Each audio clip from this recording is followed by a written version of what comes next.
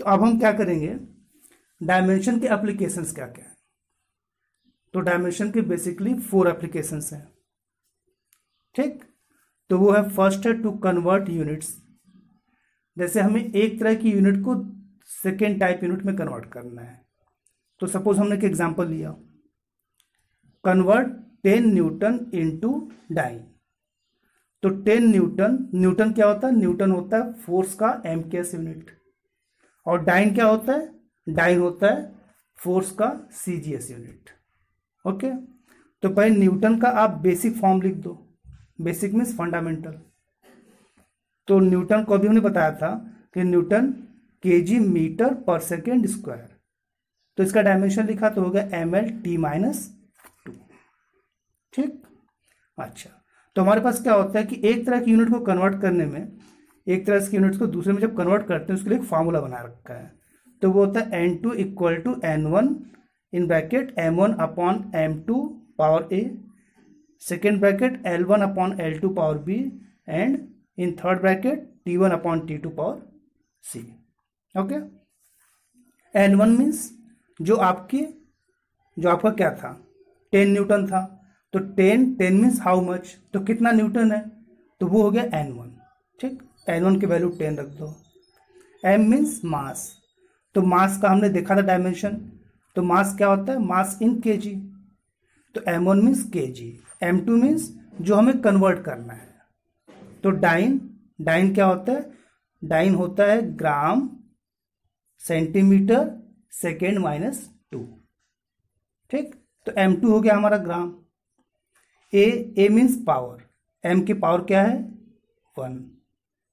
L1 मतलब metre, ठीक। L2 means centimetre, power 1, ठीक। T1 मीन्स टाइम, तो टाइम पहले भी सेकेंड था और जो हमें कन्वर्ट करना वो भी सेकेंड में, तो सेकेंड/सेकेंड तो आपका कट जाएगा। और c क्या है, c t के पावर, तो t पावर इज -2। ओके, ठीक। तो ये हमने सब कुछ किया। तो अब किलोग्राम को क्या करेंगे, किलोग्राम को हम ग्राम में कन्वर्ट करेंगे। तो किलोग्राम में क्या होता है, 1 किलोग्राम इज 1000 ग्राम, तो 1000 ग्राम, तो ग्राम से ग्राम कैंसिल, तो कितना आ गया 1000। 1 मीटर में 100 सेंटीमीटर्स होते हैं, तो आपका हो गया 100। सेकंड तो वैसे ही कट गया था। तो हमने कवर अप किया, तो ये क्या बना 10⁻6 डाइन, ठीक। तो हम कह सकते हैं कि 10 न्यूटन को जब हमने डाइन में कन्वर्ट किया तो आपका आ गया 10⁻6 dyne, means 10 newton is equal to 10⁻6 dyne. It's okay, ठीक। अच्छा, आप लोग कुछ छोटे छोटे पॉइंट्स नोट कर लो तो बेटर होगा। जैसे फोर्स, बेसिकली क्या होता है कि ये सब चीज़ें काफ़ी यूज होते रहेंगे, तो इनको लर्न करना ही बेटर है। तो फोर्स का डायमेंशन ml/t-2, ए मीन्स एक्सेलरेशन, उसका डायमेंशन L/t-2, और वेलोसिटी का डायमेंशन L/t-1, ठीक। फोर्स की यूनिट क्या होती है, एमकेएस यूनिट न्यूटन, फोर्स का सीजीएस यूनिट क्या होता है डाइन, वर्क का एमकेएस यूनिट क्या होता है जूल, और वर्क का सीजीएस यूनिट क्या होता है आर्क, ठीक। ये आगे चल के चैप्टर्स आएंगे उसमें आप पढ़ोगे भी, ठीक। अच्छा, तो डायमेंशन का, अब कह सकते हैं डायमेंशन की डेफिनेशन क्या है। अब डेफिनेशन है प्लस उसका लिमिटेशन क्या है, तो आपको पॉइंट में दे रहा हूं।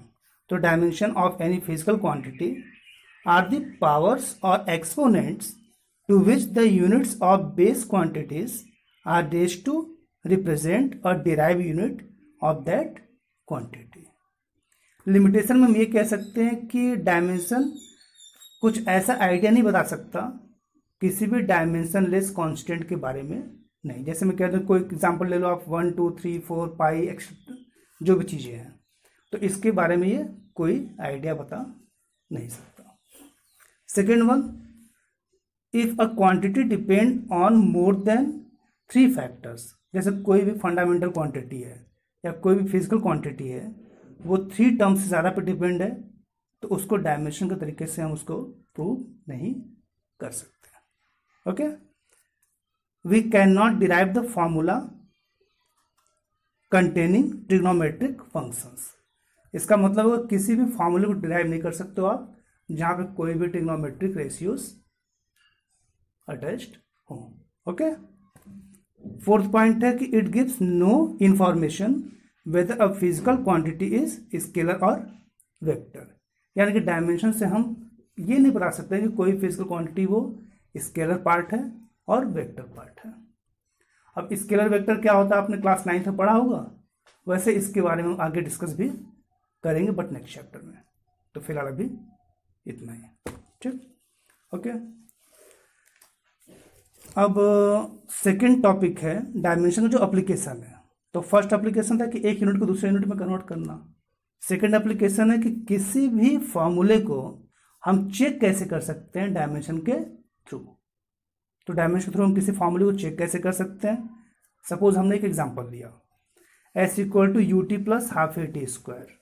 सबसे पहली बात, किसी भी डायमेंशन के थ्रू जो भी चेकअप करना हो या फॉर्मूला डिराइव करना हो या कुछ भी करना हो तो उसमें प्लस माइनस का कोई रोल नहीं होता, ठीक, प्लस माइनस का कोई रोल नहीं होता। तो फॉर्मूला क्या है, s equal to u t plus half a t square.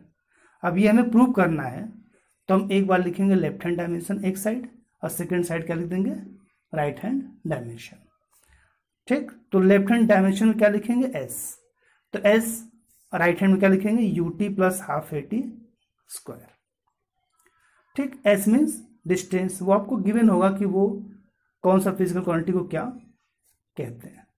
तो s इज डिस्टेंस, तो डिस्टेंस का डायमेंशन अभी बताया था कि वो l होता है। राइट हैंड डायमेंशन चलो, u मतलब इनिशियल वेलोसिटी। अब देखो इनिशियल वेलोसिटी हो, फाइनल वेलोसिटी हो, एस्केप वेलोसिटी हो, चाहे किसी भी तरह की वेलोसिटी हो, तो उसको डायमेंशन की हम एक ही चीज दिखाएंगे, वो एल टी माइनस वन।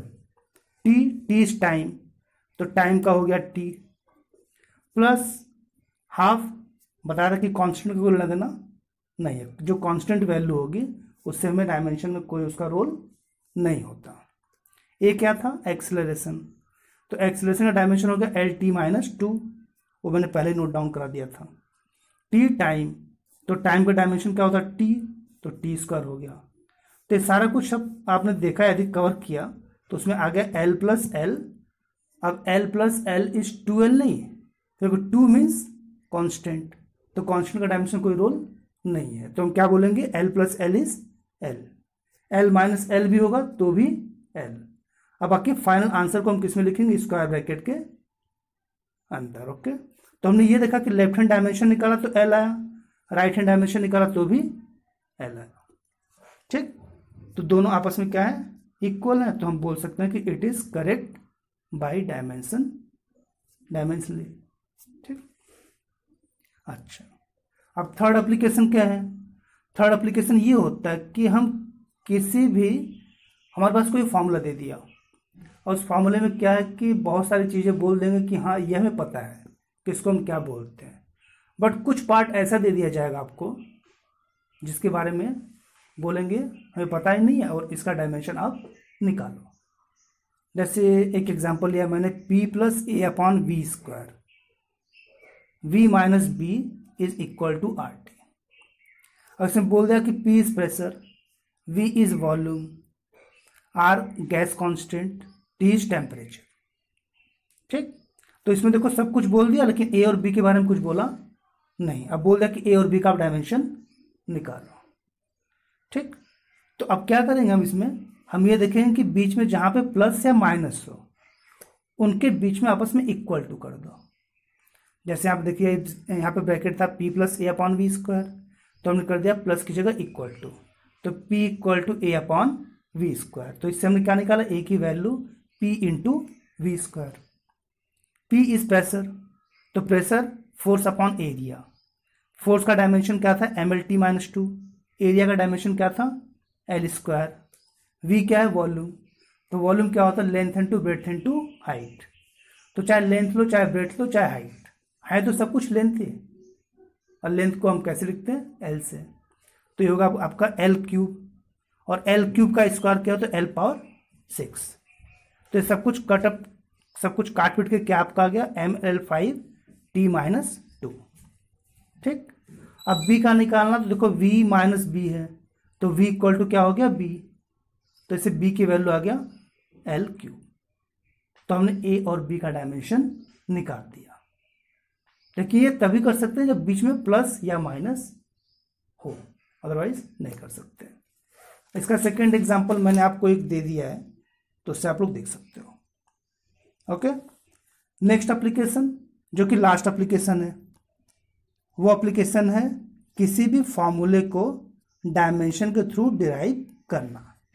और वो आपको मैंने अभी बताया कि किसी भी फॉर्मूले को डिराइव तभी कर सकते हो उसमें मैक्सिमम 3 क्वांटिटी पे ही वो डिपेंड कर रहा हो।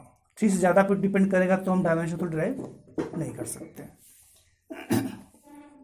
तो जैसे आपको एग्जांपल दिया मैंने, the centripetal force depends on mass, velocity and radius. तो बोल दिया कि फोर्स के लिए आप डायमेंशन निकालो, फोर्स के लिए फॉर्मूला बनाओ डायमेंशन के तरीके से। तब फोर्स क्या होता है, force is directly proportional to, आपने देखा क्वेश्चन में क्या रखा, force is directly proportional to mass, velocity and radius. तो जो जिस क्वांटिटी पे डिपेंड कर रहा है उनके ऊपर आप पावर्स लिख दो ए बी सी। ठीक, अब इसके बाद जो प्रोपोर्शनलिटी का कांस्टेंट है तो उसको हटाएंगे तो हम कुछ के लिख देंगे अपनी तरफ से। ठीक, और इसे दे देंगे equation number a b c, जो भी देना आपको दे दो। ओके, अब दोनों साइड डायमेंशन लिखेंगे के को छोड़ते हुए, क्योंकि के क्या था, के कांस्टेंट ऑफ प्रोपोर्शनलिटी था, तो उस समय कोई लेना देना फिलहाल नहीं है। तो दोनों साइड में डायमेंशन को नोट कर दिया। तो फोर्स का dimension m l t minus 2, इधर एम का डायमेंशन, वी का डायमेंशन और आर का डायमेंशन। फिर सारे एम एल टी को हमने एक साथ अरेंज कर दिया, जैसे एम पावर ए, एल पावर बी प्लस सी, क्योंकि सेम बेस तो पावर ऐड होता है। ठीक, और टी पावर माइनस बी हो गया। तो अब एक होता है प्रिंसिपल ऑफ होमोजेनिटी। तो प्रिंसिपल ऑफ होमोजेनिटी ये होता है कि हम कंपैरिजन करते हैं यदि एक ही तरह की फिजिकल क्वांटिटी है तो। जैसे यहाँ पे देखो एम है, राइट हैंड साइड में भी एम है, तो लेफ्ट राइट दोनों में एम है, तो हमने क्या यहाँ पे देखा पावर ए है और वहाँ पे पावर क्या है 1, तो ए इक्वल टू 1। वैसे एल पे चलो आप, तो b plus c equal to, उधर चलो तो b plus c equal to क्या होगा 1 होगा। वैसे उधर चलो टी, तो टी पावर माइनस बी, और इधर कितना टी पावर माइनस 2, तो minus b equal to minus 2। तो इससे बी का निकल गया आंसर, बी इक्वल टू 2 आ गया। और बी निकल गया तो यहाँ से हम सेकेंड इक्वेशन से सी निकाल सकते हैं, और ए निकल चुका है। तो ए बी सी निकल गया, और ए बी सी की वैल्यू हम इक्वेशन नंबर ए में पुट कर देंगे। और जब पुट करेंगे तो हमने फाइनली आंसर निकाला f equal to k m power 1 v power 2 and r power minus 1। Okay, तो हमने देखा एफ इक्वल टू आ गया के एम वी स्क्वायर, और आर पावर माइनस 1 को नीचे शिफ्ट किया तो अपॉन आर आ गया। तो ये आपका फॉर्मूला हो गया। ठीक, तो ये आज हमारा फर्स्ट लेक्चर था डायमेंशनल एनालिसिस का। नेक्स्ट आगे आपको बताऊंगा।